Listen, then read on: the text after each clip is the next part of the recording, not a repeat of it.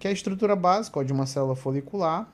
Ela é uma célula polarizada, você tem a parte apical, você tem a parte basal. A parte apical está de frente para o coloide do folículo. A parte basal ou basolateral está olhando para o sangue, né? Então o iodo vem, entra por aqui, é incorporado nos aminoácidos de tirosina e você vai montando os blocos para os hormônios tireoidianos, né? Receptor de TSH. O TSH é o hormônio tireoestimulante, ou o hormônio estimulante da tireoide. O que é que ele faz? É ele que vai fazer com que a célula folicular se capacite em produzir os hormônios da tireoide, né? Então, ele tanto faz a célula crescer quanto a célula sintetizar. Então, ele tem ações tróficas.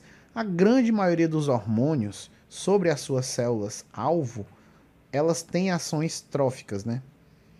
Então, ou seja, fazem a célula crescer.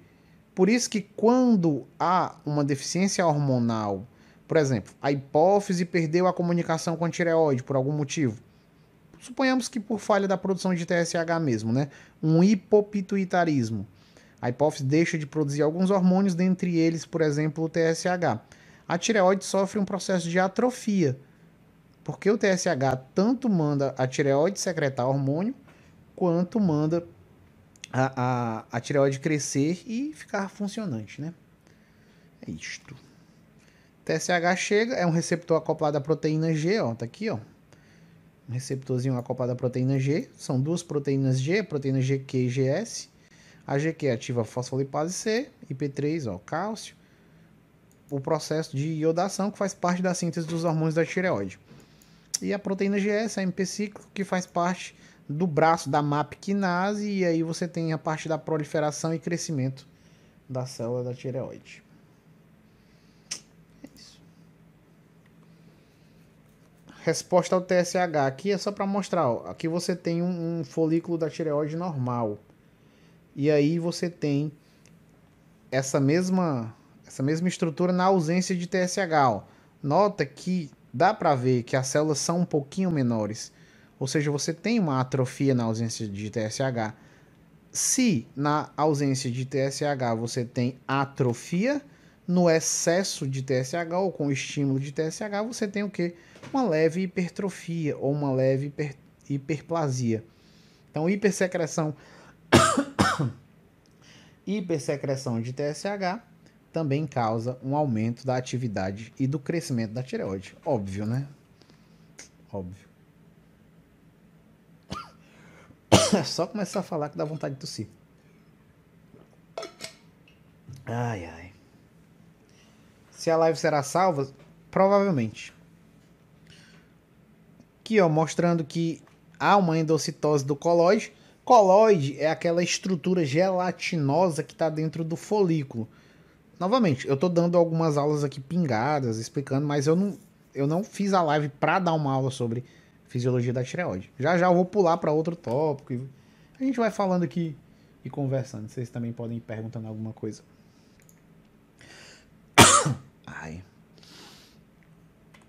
Ó, aqui é o componente básico dos hormônios da tireoide. Ó. Você tem a tirosina, que é o aminoácido básico que compõe as tironinas. Você tem a monoiodotirosina, que é uma tirosina que foi iodada. Você tem a diiodotirosina, que é uma tirosina que foi duplamente iodada, conhecidas como MIT e DIT. A gente chama isso de tirosinas iodadas. Elas já são os hormônios da tireoide? Não. A MIT e a DIT são precursores do T3 e do T4. É a partir deles que os hormônios da tireoide serão sintetizados, serão produzidos. São apenas tirosinas iodadas. Peguei uma tirosina e iodei. Ou seja, adicionei uma molécula de iodo. Iodeto, no caso, né?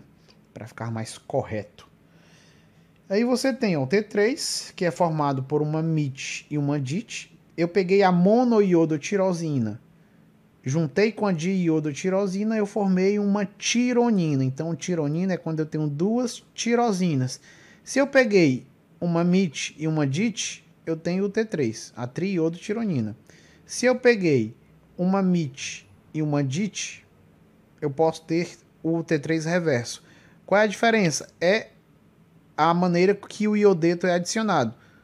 Note que o T3 normal, ó, o iodeto é aqui nesse anel da direita.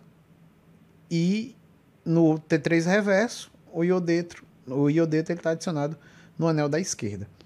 Só um iodeto adicionado em um anel diferente já diz se o hormônio vai ter uma atividade maior ou menor. O T3 tem uma atividade muito grande, muito potente. Ele é verdadeiramente o hormônio ativo da tireoide. Tem muito mais ação do que o T4, do que a tetraiodotironina ou tiroxina. Já o T3 reverso é como se fosse o hormônio inativado.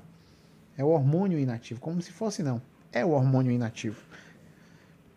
Então, da maneira que o iodeto é adicionado na molécula de tirosina, você tem aí a formação, a ativação ou a inativação do hormônio da tireoide. E por fim, você tem a tiroxina, o T4, que é formado por duas DITs, duas diiodotirosinas.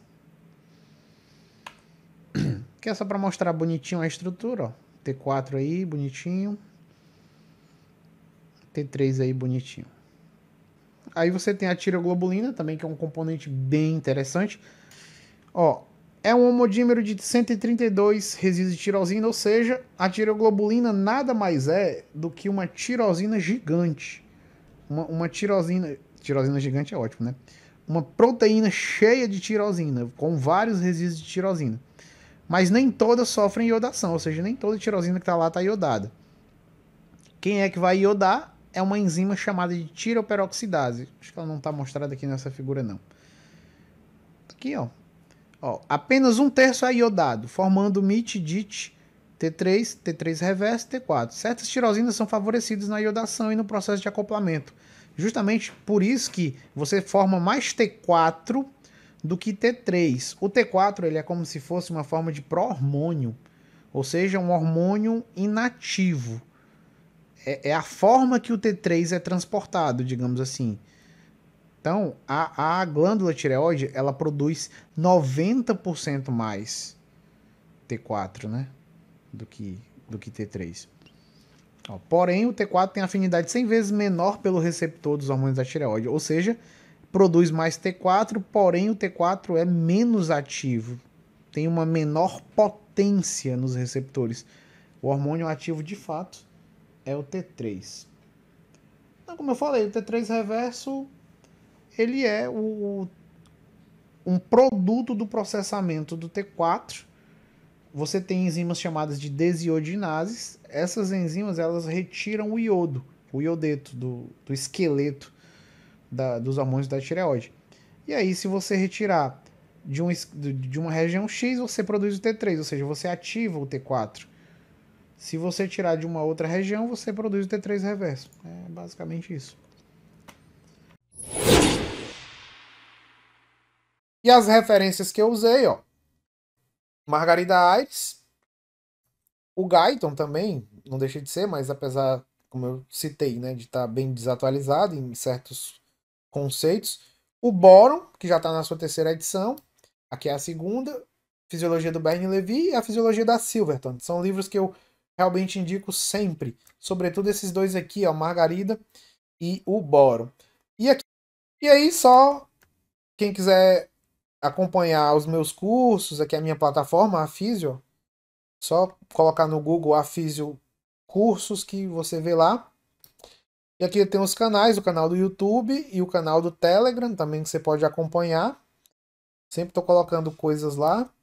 Você tem aí o Instagram, meu Instagram, tanto de professor quanto da Físio. E os cursos. Atualmente tenho 12 cursos. Fisiologia e patologia endócrina, hormônios e metabolismo, nutrição e exercício, neurociências, neuroanatomia, psicofarmacologia, alguns de farmaco, ó, fisiologia cardiovascular, farmacologia cardiovascular, imunologia básica. É basicamente isso. Você tem aqui o meu contato também, a cleiton@hotmail.com. E é isso que eu tinha para falar por hoje, meu povo.